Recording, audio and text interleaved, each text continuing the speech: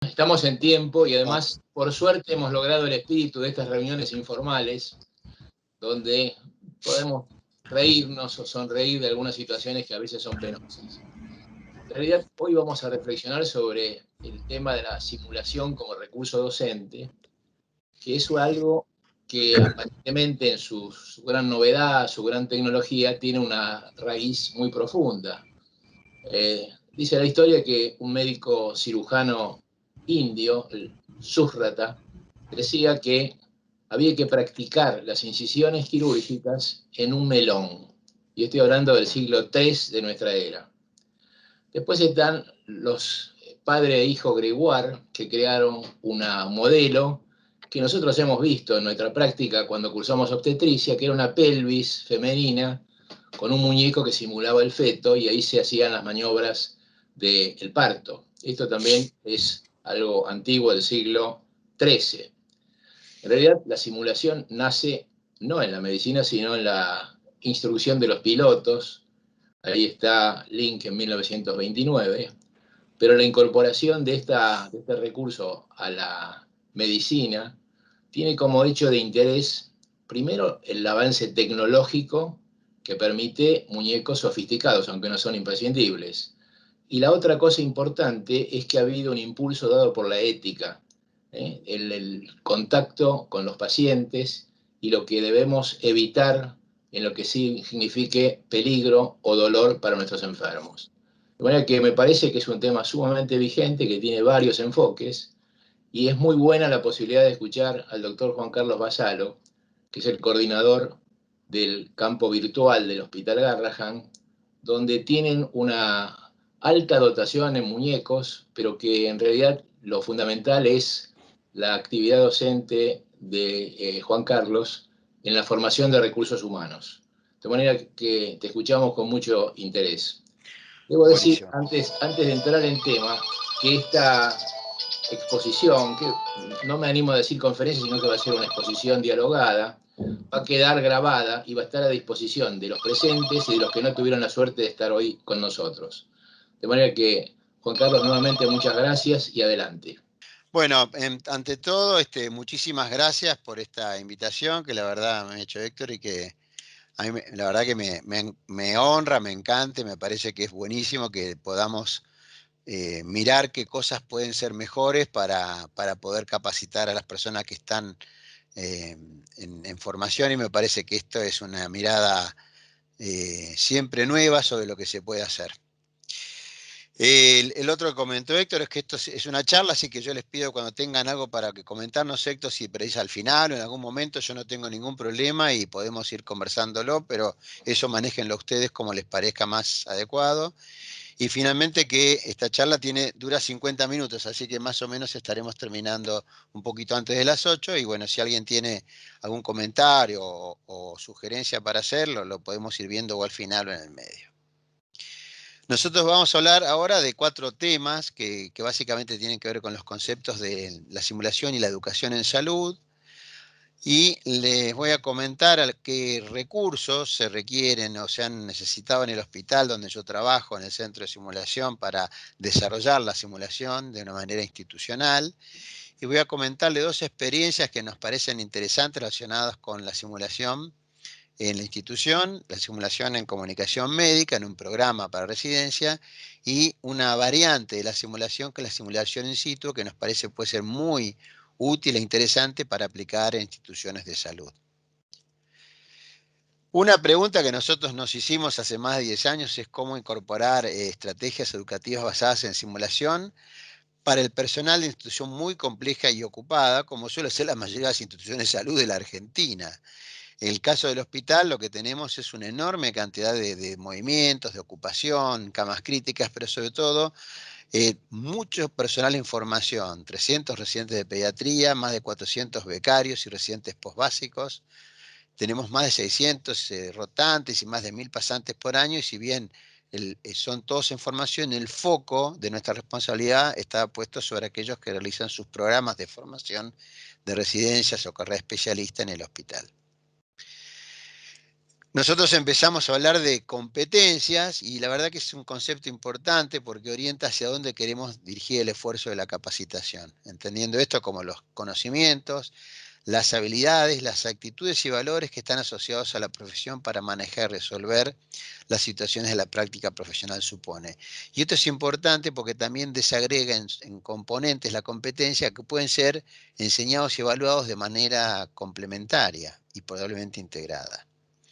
Por supuesto que dentro de la competencia, que es un constructo complejo, hay habilidades prácticas o técnicas, saber auscultar una carótida, pero también tiene que ver con la capacidad de resolver problemas, el desarrollo autónomo del desempeño profesional, algunas más complejas como el razonamiento clínico o juicio crítico, y que todas de manera intertransversal comprenden la competencia, entendiendo que dentro de ellas hay competencias de comunicación efectiva, de profesionalismo y trabajo de equipo.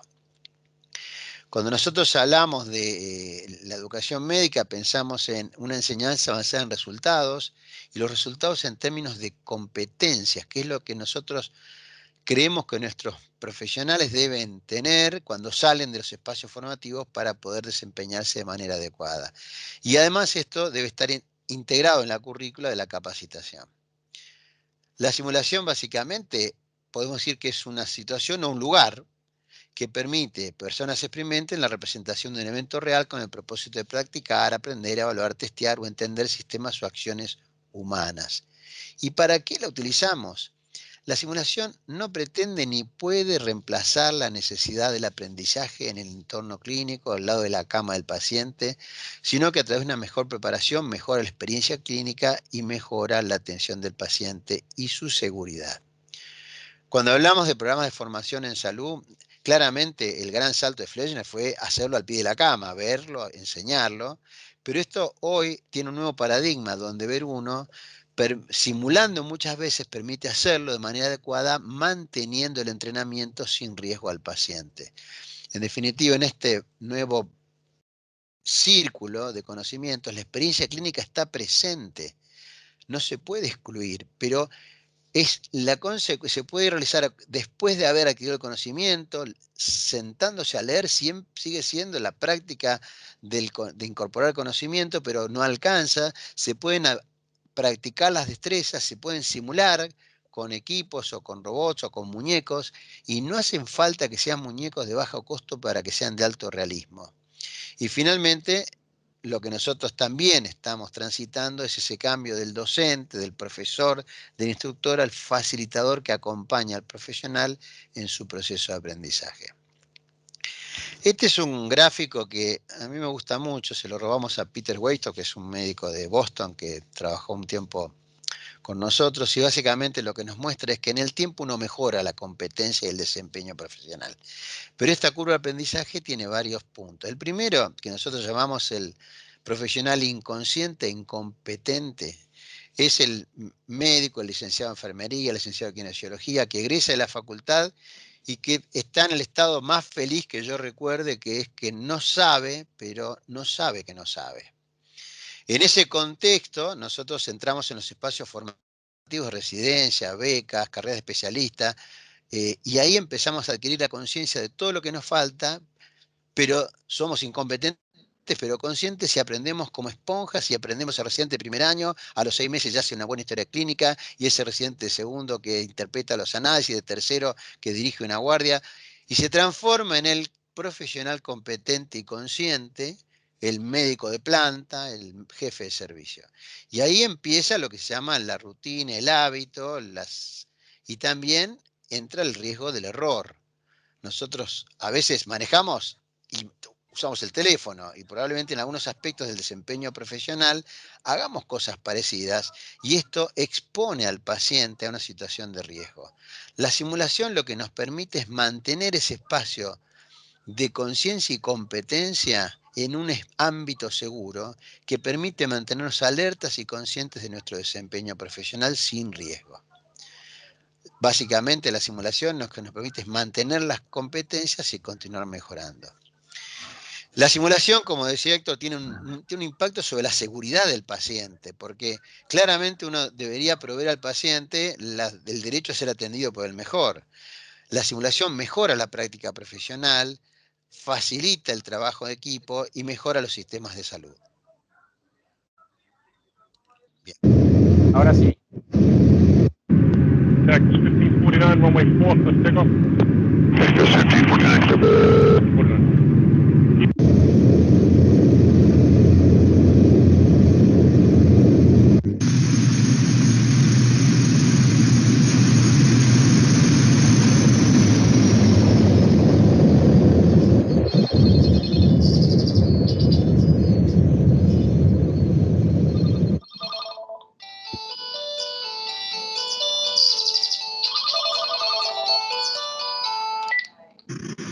Texas 1549, contact News Squad, connect. Good day. Texas 1549, 700, landing 5,000.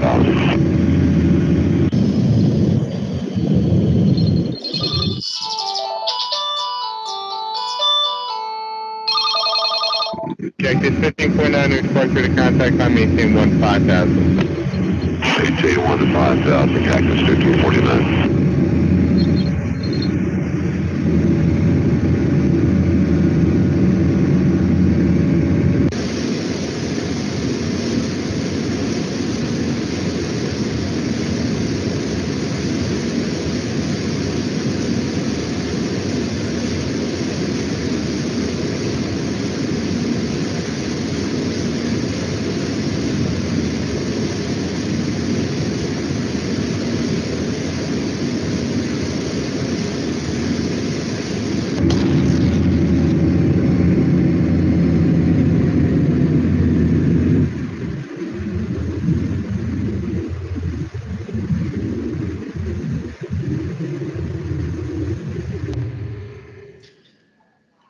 Esta es una recreación y una parte documental de algo que pasó realmente. Un avión que despega y que saliendo del aeródromo choca con aves y pierde los dos motores. El equipo de la tripulación en menos de 3 minutos tuvo que tomar muchas decisiones. Lo vamos a ver rápidamente porque este es un modelo de una crisis y por qué la aviación ha sido un modelo para nosotros en el entrenamiento de los recursos en situación de crisis.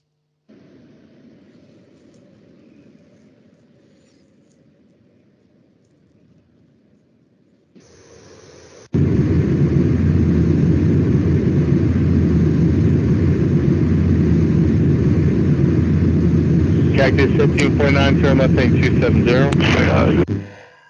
Suele toma control con una sola frase, estoy a cargo del avión, y además avisa que tuvo impacto con aves, perdió los motores y estaban retornando. Los controladores de vuelo nunca terminaron de entender que estaba a menos de 3 minutos de estrellarse. Y le siguen preguntando qué hace hasta el final.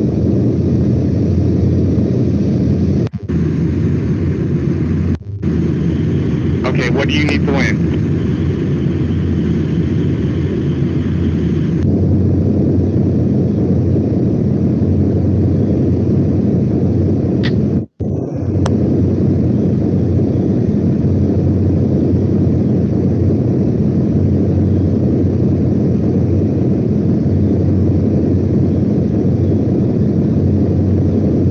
Texas 1549, runway 4 is available if you want to make left traffic to runway 4. Idiot, okay, I'm sure we got any runway. What's the word to our right? Anything in New Jersey, maybe Teterboro? Okay, yeah, off your right side is Teterboro Airport. Do you want to try to go to Teterboro? Yes. Teterboro, Lleva menos de 2 minutos, esto es tiempo real, la grabación es la grabación del evento, y le están ofreciendo bajar a un aeródromo que da más cerca.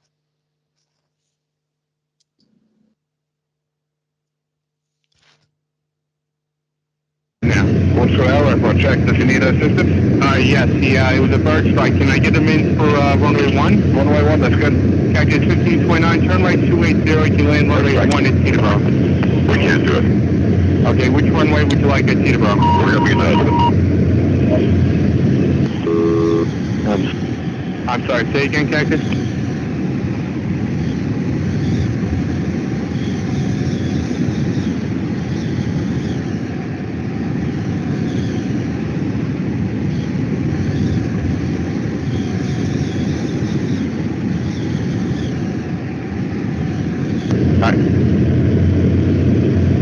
Hawaii 760, contact New York 12618. Hawaii 68, join 276. Cactus 1549, radar contact is lost. You also got Newark Airport off at 2 o'clock in about 7 miles.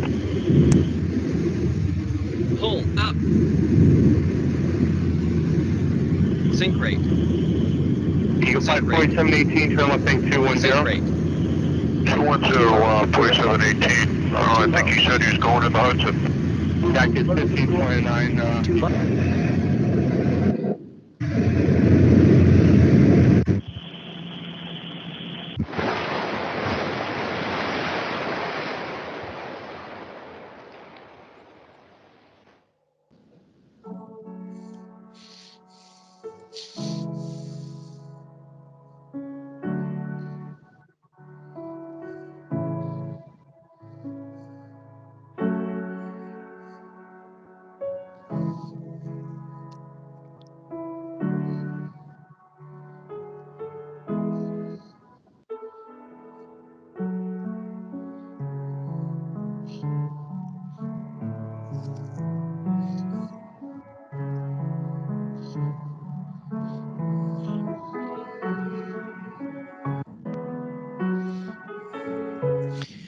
Bueno, con esto yo realmente quería compartir dos cosas con ustedes. Una historia notable donde la tripulación, Zulo era entrenador de instructores de simulación de vuelo, y la verdad que lo que demostró es que ese entrenamiento que él realmente hacía y generaba le permitió tomar mejores decisiones en muy poco tiempo.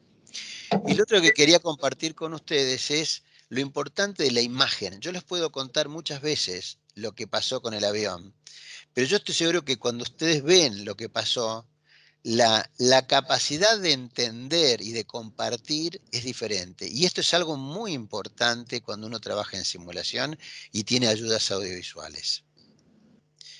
¿Por qué debemos incorporar la simulación como estrategia educativa en salud? Porque la capacitación, las competencias clínicas y quirúrgicas es compleja y multidimensional y suele haber una brecha entre lo que se hace y lo que se debe hacer. Y para mejorar la formación de recursos humanos y el entrenamiento continuo del equipo de salud, la simulación es una alternativa que ofrece posibilidades de práctica cuando hay pocas oportunidades. Basalo, Sí, digamos también que esta gente tuvo un juicio penal bastante duro, para efectivamente, justificar efectivamente. su acción, ¿no? Sí, por suerte creo zafó, de hecho fue absuelto, pero no fue una situación, de hecho el problema era el precio del avión, que era muy caro, pero finalmente lo sacaron y lo pusieron en un museo, caso increíble.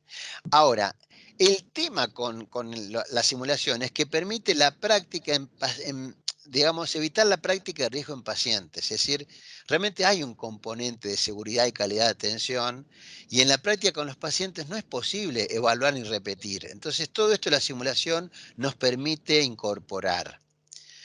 Por supuesto que nosotros utilizamos la simulación en aspectos diagnósticos, formativas o sumativas, pero para nosotros la simulación es sobre todo y fundamentalmente una herramienta de evaluación formativa que permite identificar espacios de mejora o zonas de aprendizaje débiles del aprendizaje para mejorar ese desempeño en el profesional, ya sea en formación o ya sea que ya formado que está capacitándose nuevamente o manteniendo sus competencias. Porque está claro que en esta pirámide, que ya más conocida que las pirámides de Egipto, que es la pirámide de Miller, donde establece los niveles de lo que el profesional sabe, cómo lo muestra, cómo lo hace, que se determina desempeño, la simulación puede incorporar en la capacitación de habilidades lo que se llaman no técnicas o habilidades blandas, que tienen que ver con otros componentes de la competencia profesional que no son fáciles de enseñar ni de medir, pero que la simulación permite explorar.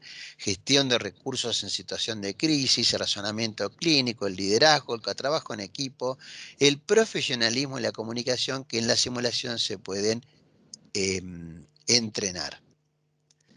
Finalmente, en la pirámide, nosotros lo transformamos en un cubo porque vemos que la simulación permite ir de situaciones del novicio al experto y aumentando en lo progresivo de la complejidad, incorporando las evaluaciones formativas y eventualmente sumativas. Hay carreras especialistas que rinden con ECOES, además de residencias que evalúan sus años.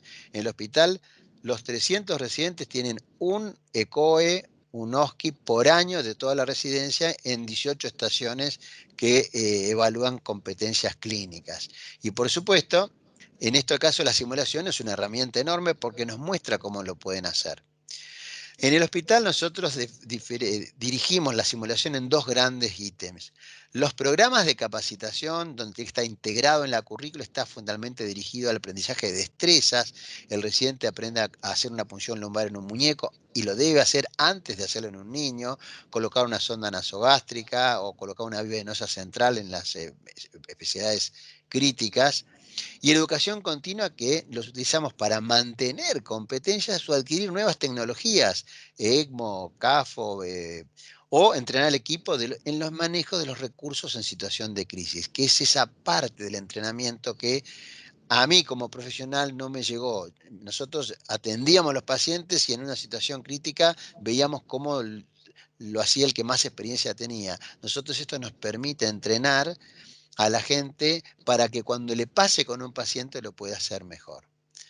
En su implementación nosotros consideramos 3 patas que tienen que ver con los recursos, los instructores entrenados y la integración curricular. A esta altura yo me animo a compartir con ustedes una pregunta.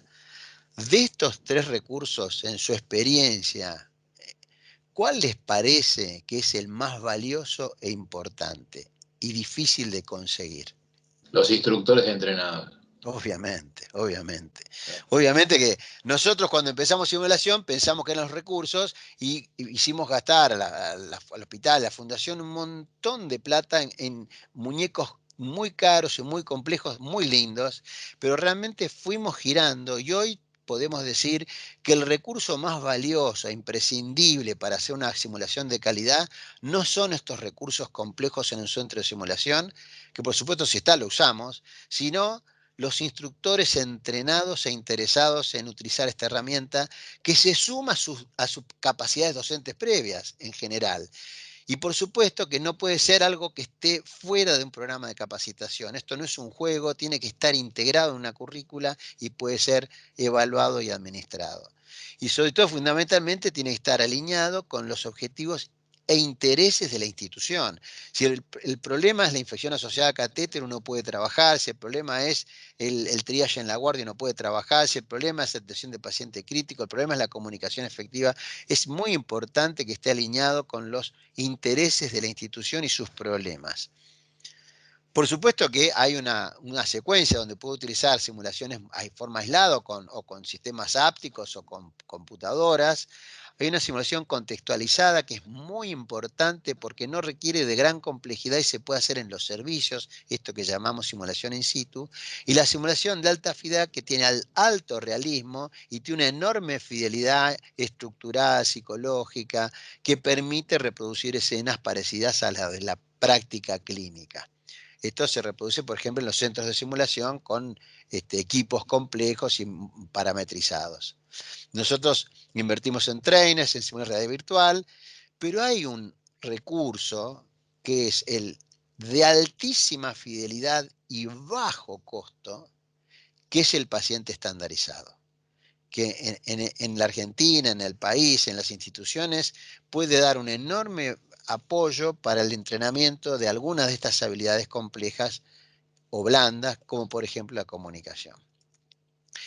Para formar al instructor nosotros hemos desarrollado programas, y este es una parte de un programa de 3 módulos, y probablemente el año que viene sea una diplomatura en simulación clínica, gratis para el personal del hospital.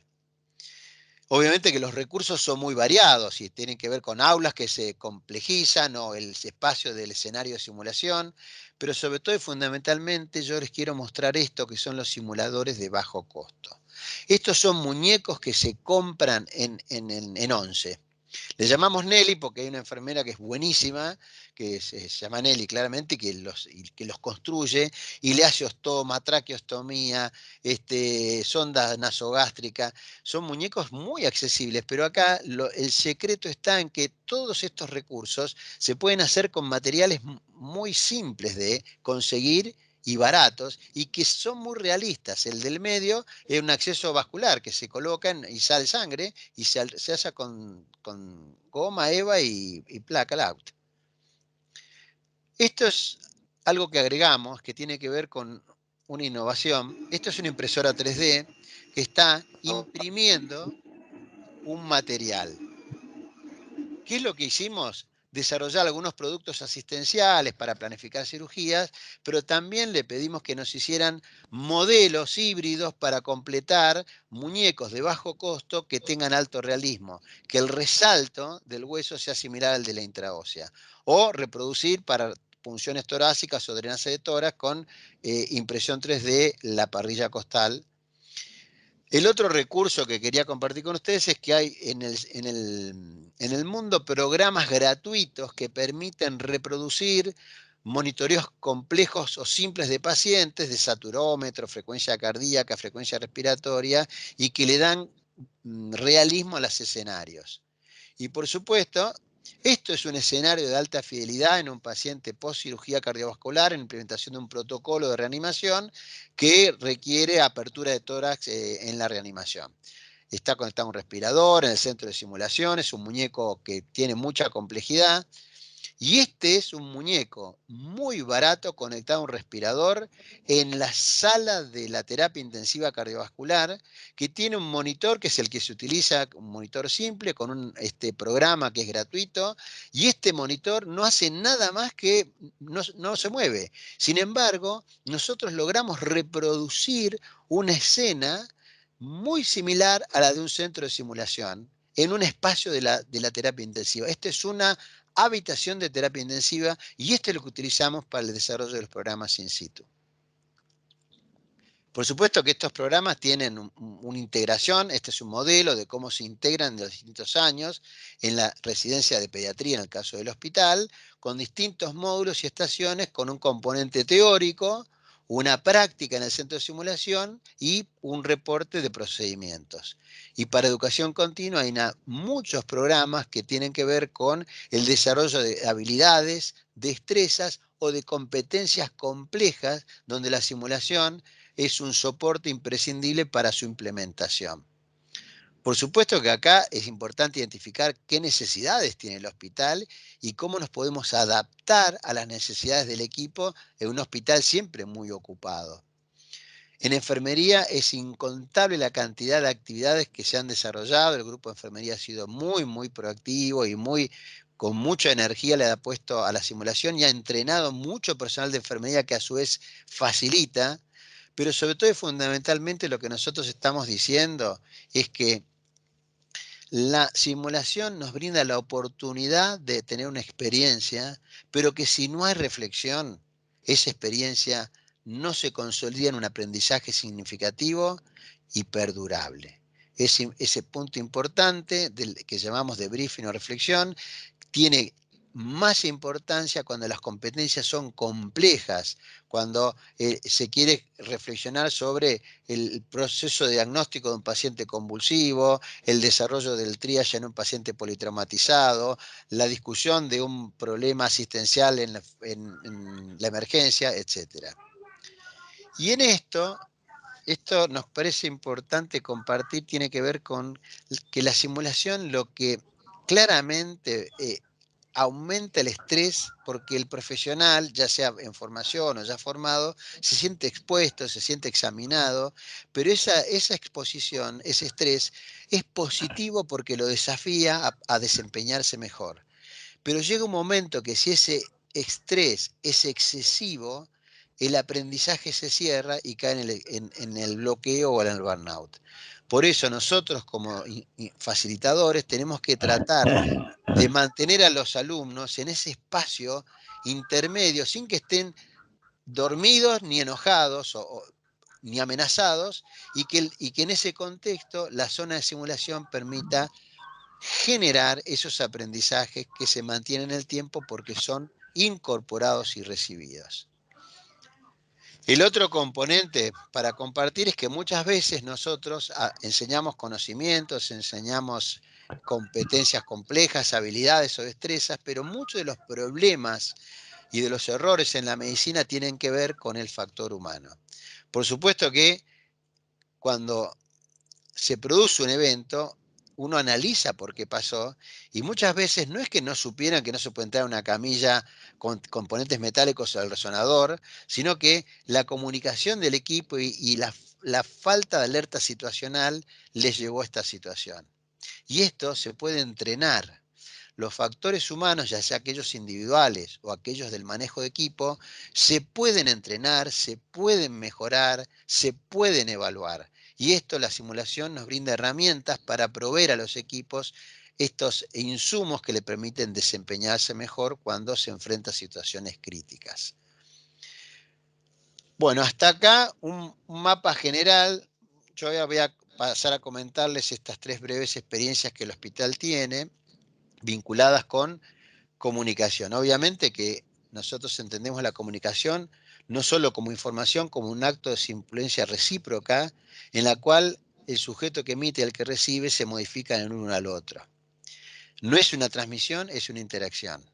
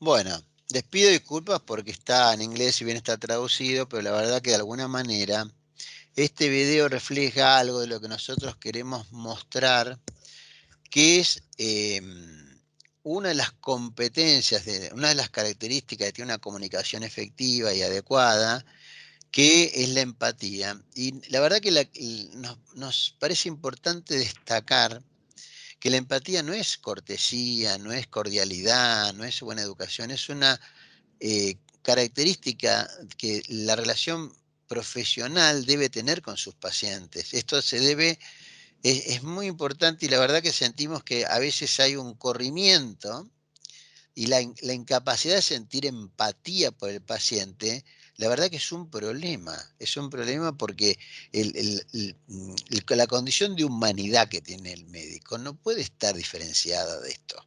Ahora, para nosotros esto es un problema porque nuestros residentes no lo ven así. El 25% de nuestros residentes creen que decir que un chico debe permanecer internado no es una mala noticia. Evidentemente que hay algo desde que no se entiende que la mala noticia es la noticia de aquel que la recibe, del paciente, no de nuestra perspectiva. Y esto para nosotros nos llevó a pensar, siendo la comunicación algo relevante y que es difícil de mantener entrenado porque uno se entrena, yo me he capacitado en comunicación viendo cómo lo hacían las personas que yo veía y copiando a los que lo hacían bien, desestimando a los que yo, en mi opinión, lo hacían mal. Y si hay algo que hace un profesional en toda su vida es comunicar. Por lo tanto, nosotros asumiendo que la comunicación es una competencia profesional que se puede aprender, enseñar, entrenar y evaluar, definimos algunas características de comunicación efectiva, nos pusimos de acuerdo en algunos componentes que la pueden desagregar y se pueden transmitir, y desarrollamos un programa para la residencia de pediatría que tenía diversos contenidos articulados en un programa. Algunas herramientas básicas y otras dirigidas a algunos aspectos específicos, comunicación del error, las malas noticias, prevención de violencia en el equipo de salud, etcétera, etcétera. En las modalidades hicimos modalidades de reflexión con videos disparadores, ya que usamos muchos videos donde nosotros mismos los grabamos. No fue muy complejo grabar escenas que realmente eran muy parecidas a las que vivíamos o conocíamos. Observamos en el ESEO casos integrados, realizamos evaluaciones e incorporamos componentes teóricos. Hicimos los disparadores en diversos escenarios y reproducimos estos videos que estaban disponibles en más de 50 videos, de distintos momentos cortitos de la situación de conflicto de comunicación. Derechos del niño, pudor, compartir información con el especialista, el ambiente de respeto en la sala de procedimientos. Y completamos con un programa que incorporaba eventos clínicos de riesgo vital, comunicación efectiva con pacientes y padres estandarizados y escenas de profesionalismo a través de un video, hicimos varios, de un conflicto en una situación de comportamiento ético profesional con una devolución que se llama debriefing con técnica Delta Plus, que por ahí la conocen, que es poner en una grilla aquellas cosas que estuvieron bien, que es el plus, y en un delta aquellas que tal vez haya que mejorar, permitiendo que los propios alumnos identificaran qué aspectos de esta comunicación se podrían mejorar. Este es un modelo de uno de estos videos.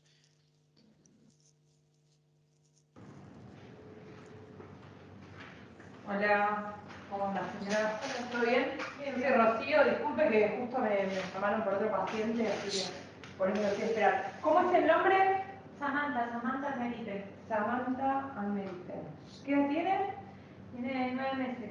¿9 meses? Sí. Contame, ¿por qué la traes hoy acá, a la guardia? No, hace 2 días que está con fiebre, Sí. yo la llevé a la salita, me dieron esto, es un antibiótico, me dijeron que tenía que tomar 3 mililitros cada 8 horas. Pero, ¿y desde cuándo te dieron esto? Y la llevé ayer a la mañana, así que desde ayer a la mañana. ¿Pero por qué te dieron esto? ¿Te dijeron? Sí, porque dice que tiene la garganta roja, creo que algo así como anginas o algo así debe tener. Mira, igual por la edad que tiene tu bebé, o sea, es imposible que esto sea... Bueno, la verdad que estos ejemplos de conductas que tal vez uno tenga que reflexionar, que nosotros mostramos en videos y en grupos de reflexión generamos discusión. Y acá les comento lo importante de la alta fidelidad y muy bajo costo de pacientes estandarizados, donde usamos actores en escenarios de capacitación en el programa, de mejora de comunicación, de muy bajo costo, pero requieren un trabajo. Hay que escribir un guión, hacer un piloto, calibrar, pero realmente es algo muy accesible que nos permite mejorar el entrenamiento de los profesionales. Padres que no quieren que sus hijos se vacunen, padres que no rechazan un estudio, etcétera, etcétera. Se puede hacer un escenario más complejo, como una cámara Gesell como tenemos, o escenarios más simples. Bueno, el otro experiencia que yo quería compartir con ustedes tiene que ver con simulación in situ. La simulación in situ se puede hacer en el servicio y se puede hacer lo que llamamos anunciada, que es lo que hacemos nosotros. Ponemos simulacro y le avisamos a los médicos y avisamos a los pacientes que va a haber un escenario de entrenamiento. También puede ser no anunciada, que se llaman drill, que son prueban, testean el sistema. Hay un paro en una sala y se ve el tiempo de respuesta y cómo se resuelve. Nosotros esto no lo estamos haciendo, pero sí en el contexto COVID tuvimos que desarrollar nuevas capacidades para responder a nuevas demandas. En este sentido, el hospital desarrolló procesos de entrenamiento para áreas de terapia intensiva, por ejemplo, con el campus o algoritmos. Se desarrollaron videos para poder entrenar a los profesionales. La reanimación cardiopulmonar son procedimientos que generan aerosol.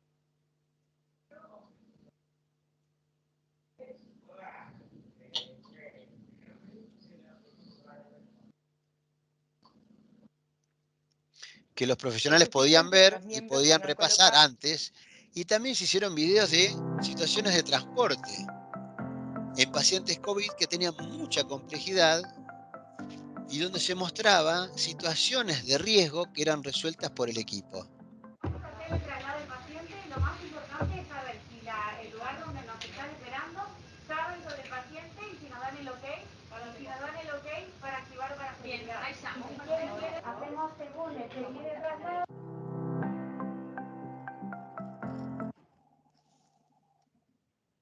Acá lo interesante es en este minuto donde el paciente tiene un problema. Si ustedes ven, está monitoreado, tiene una saturación que empieza a caer y los médicos detectan esto y lo tratan de resolver.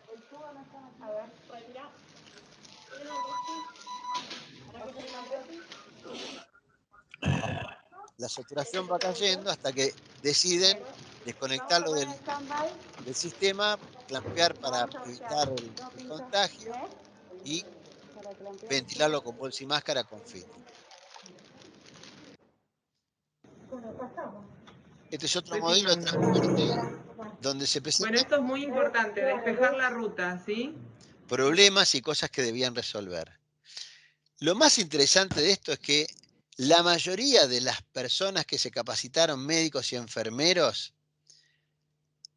atendieron pacientes que requirieron cuidados críticos. Y la enorme mayoría utilizó el equipo de protección adecuado en situaciones que generan aerosoles. Nosotros pasamos a la emergencia y uno de los grandes problemas es el transporte de pacientes. Y lo que hicimos fue, en la emergencia, reproducir escenarios de transporte que es de traslado de, obviamente, un muñeco, como si fuera un paciente desde la emergencia a la terapia. Esto es la sala de emergencias del hospital. Acá se preparó el traslado y se realizó a la terapia. Y lo que se hacía después es conversar con los médicos y los enfermeros que habían hecho el transporte, qué aspectos se habían hecho bien y qué cosas se podían mejorar. También entrenamos al personal en eventos críticos. Se hicieron más de 400 entrenamientos y se utilizó el debriefing como técnica de entrenamiento para usar no solo cuando terminaba el entrenamiento, sino después de haber tenido eventos críticos con pacientes, de tal manera que ellos pudieran repasar los problemas que habían tenido y cómo los podían resolver. Es lo que llamaban debriefing clínico. Y finalmente repasamos algunos componentes del debriefing en pediatría, porque somos pediatras, y rescatamos que el componente del debriefing, de la discusión en la reanimación, se puede reproducir en otros eventos que no son tan graves, pero que implican que se ha puesto al equipo de salud una situación que requiere un análisis para su mejor tratamiento. Pacientes convulsivos prolongados, pacientes con apnea, familias que rechazan una derivación, situaciones que sobrepasan la capacidad asistencial por la cantidad de pacientes en la guardia, y todo esto son situaciones que nosotros podemos reproducir, discutir y analizar en una componente confidencial y reservado, porque todo lo que se discute acá queda acá. Y como conclusión, y un poco ya cerrando, lo que podemos decir es que las estrategias educativas basadas en simulación son una herramienta que creemos relevante de la capacitación profesional. La pandemia expuso el enorme potencial de integración a necesidades institucionales y el debriefing es elemento esencial de la capacitación. El debriefing clínico post-eventos ayuda a entrenar, lo mismo que la simulación, y puede ser utilizado con profesionales aún con bajo nivel de entrenamiento como facilitadores. Y hay un componente que llamamos el debriefing emocional para soporte emocional que dé resiliencia y prevención del burnout en el personal en formación o también en el personal ya formado. Un último mensaje para aquellos que creen que la simulación es cara, es que si creen que la simulación es cara, pues se podemos decir a los directores de hospitales, a los gerentes, si creen que la simulación es cara, prueben con el error médico. Nosotros, finalmente y cerrando, creemos que para implementar la simulación en un marco institucional, se deben identificar los problemas del profesional, de la institución y de la comunidad, alineando intereses. Se debe rescatar la cultura, la seguridad del paciente y la prevención del error. El error en simulación es bienvenido porque es una oportunidad para hacerlo mejor, reflexionando sobre el mismo y buscando estrategias para mejorar. Ten en cuenta los derechos de los pacientes y sus familias y debe estar integrado en las prácticas profesionales, asistenciales, adaptadas a los tiempos y necesidades del equipo y no al revés. Este es parte del equipo. La verdad que los invito al que tenga interés a visitar esta página de la Sociedad Argentina de Simulación Clínica, que está buena porque es multidisciplinar, interprofesional. Y finalmente, cualquier duda o consulta, por supuesto que estoy a su disposición.